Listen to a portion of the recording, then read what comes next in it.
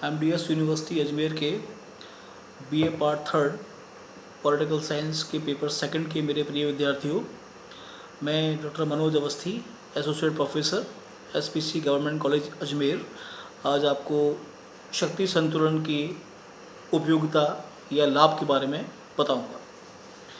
ये चैप्टर हम पिछले 3 व्याख्यानों से कंटिन्यू कर रहे हैं। आज बात करेंगे इसकी उपयोगिता की। अब यहाँ आप इस बात को समझें कि अंतर्राष्ट्रीय राजनीति का अध्ययन करते वक्त सबसे महत्वपूर्ण चीज़ केवल 2 होती हैं। शांति का स्थायित्व, नंबर 1, कि दुनिया में पीस या शांति कायम रहे, बनी रहे, और दूसरा कि यदि कभी ऐसी स्थिति आ भी जाए जब शांति को संकट आ चुका हो या आ सकता हो, तो उससे मुक्त होने के लिए, दुनिया को उससे आज़ाद करने के लिए हमारे पास प्लान क्या है, रणनीति क्या है। और ये प्लान कई किस्म के होते हैं, plan A, plan B, plan C. ये अंतर्राष्ट्रीय राजनीति की भाषा है। जैसे जैसे आप आगे पढ़ेंगे आप इससे फेमिलियर या परिचित होते चले जाएंगे।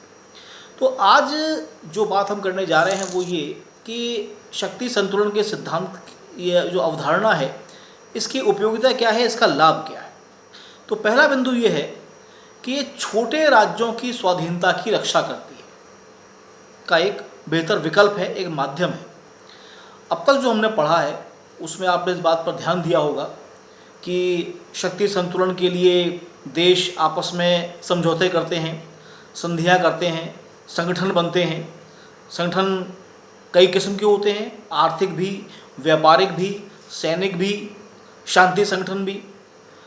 और इन सब का कुल जो सार है वो ये है कि ये सब शांति के संरक्षण के लिए प्रयासरत रहते हैं। कई बार ऐसा भी होता है कि शांति के लिए भी युद्ध किए जाते हैं। आप यदि दोनों विश्व युद्धों को देखें या उसके बाद भी दुनिया में जो कई युद्ध हुए हैं देशों के मध्य, तो उसमें आप पाएंगे कि जो मूल उद्देश्य था वो शांति को रीस्टैब्लिश करना था, पुनः स्थापित करना था। जब किसी एक देश या एक समूह ने शक्ति संतुलन को बिगाड़ने की कोशिश की, तो अन्यों ने उसकी शक्ति को रोक कर या थाम कर या युद्ध के माध्यम से भी वापस उस संतुलन को कायम करने के प्रयास किए। अब यहाँ पर जो चीज़ महत्वपूर्ण है वो ये कि आप ये पाएंगे कि दुनिया में शक्ति संपन्न राष्ट्र कोई बहुत ज़्यादा नहीं है, उनकी संख्या कम है, वे अधिक नहीं हैं। अब यहाँ सवाल ये उठता है कि ताकतवर राष्ट्र तो अपनी रक्षा स्वयं कर सकते हैं, उनके पास साधन है, तकनीक है, प्रभाव है। लेकिन जो कमज़ोर देश हैं, ज़्यादा शक्ति संपन्न नहीं है, उनकी जो संप्रभुता है या सुरक्षा है, उसकी रक्षा का गारंटर या गारंटी देने वाला कौन है। ये तभी संभव है जब ये शक्ति संतुलन के जो प्रयास हैं ये कायम रहे, भले वो क्षेत्रीय संतुलन हो, भले वो अंतर्राष्ट्रीय संतुलन हो।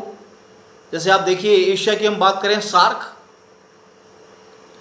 दक्षिण एशिया में, इसके अलावा आसियान, यूरोप में यदि आप देखें तो यूरोपीय संघ, दक्षिण अमेरिका में आप पाएंगे ऐसे बहुत से संगठन मिलेंगे आपको, अफ्रीका के अंदर भी हैं, जो कि शक्ति संतुलन को स्थायी रखने की प्रयास करते हैं। और इसका अधिकांश लाभ, जो मैक्सिमम प्रॉफिट है या फ़ायदा है, वो मूल रूप से शक्तिहीन और कमज़ोर देशों को होता है।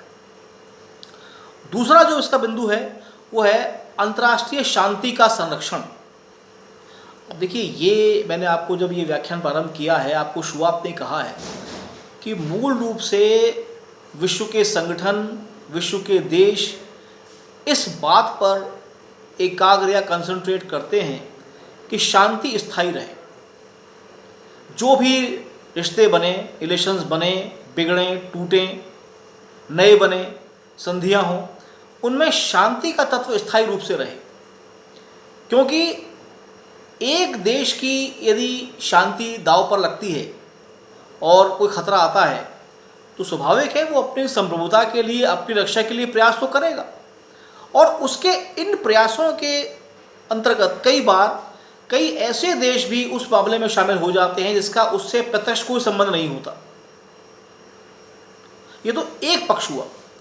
दूसरा इसका एक जो पीछे छिपा हुआ इसके लक्ष्य है वो ये है कि यदि आप अकेले देश हैं, आप ज़्यादा शक्तिशाली नहीं हैं, शत्रु आपसे अधिक ताकतवर है, तो कई बार युद्ध की स्थिति में आपके हारने की संभावना बन जाती है और आप कुछ कर भी नहीं पाते। ये जो शक्ति संतुलन के उपाय हैं, संधि संगठन, शांति संगठन, सैनिक संगठन, ये सारे के सारे कुल मिलाकर अंतर्राष्ट्रीय शांति का संरक्षण करते हैं। ये चीज़ बड़ी अजीब लगती है कि युद्ध के माध्यम से संरक्षण, पर ऐसा कई बार हुआ है और सफलता से हुआ है। आप देखिए कि द्वितीय विश्व युद्ध बड़ा भयानक था, कोई संदेह नहीं है इसके अंदर, लेकिन उसके बाद से द्वितीय विश्व युद्ध की समाप्ति के बाद यानी 24 अक्टूबर 1945 के बाद से आप ये पाएंगे संयुक्त राष्ट्र बना है और संगठन बने हैं, लेकिन उसके बाद से कभी कोई विश्व युद्ध की स्थिति वर्तमान तक तो नहीं आई है। कई बार उस सिरे तक विश्व पहुंचा जरूर है। आप क्यूबा का संकट देखिए 1962 का, और ऐसे कई मुद्दे आपको मिलेंगे, लेकिन शांति कायम रही है। तीसरा जो बिंदु है अंतर्राष्ट्रीय राजनीति में शक्ति संतुलन के सिद्धांत की उपयोगिता की, वो है कि ये अंतर्राष्ट्रीय कानूनों के अस्तित्व और विकास के लिए बड़ा आवश्यक है। देखिए, जो नियम कायदे कानून बनते हैं अंतर्राष्ट्रीय, वे बाध्यकारी नहीं होते। ये एक दिलचस्प चीज़ है। अंतर्राष्ट्रीय विधि बाध्यकारी नहीं है, वो देशों पर निर्भर करती है, लेकिन एक नैतिक प्रभाव ऐसा बनता है कि जिसके कारण देश अंतर्राष्ट्रीय विधि को फॉलो करते हैं, उसकी पालना करते हैं। क्योंकि यदि अंतर्राष्ट्रीय विधि की अवहेलना होती है तो वो दुनिया के सामने शांति के लिए एक बड़ी चुनौती बन सकती है।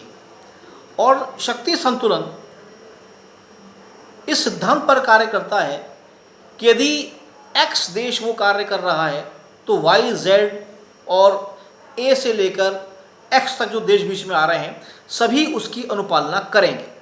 एक नैतिक बंधन बीच में बनता है और लोग उन्हें मानते हैं। तो शक्ति संतुलन का एक फ़ायदा ये भी है, एक उपयोगिता है, इसकी लाभ है, इसको आप कह सकते हैं कि ये अंतर्राष्ट्रीय विधि के संरक्षण, उसके अस्तित्व और उसके विकास तीनों में एक साथ महत्वपूर्ण भूमिका निभाता है। विकास में इस हिसाब से कि कई बार पुरानी विधि आउटडेटेड हो जाती है।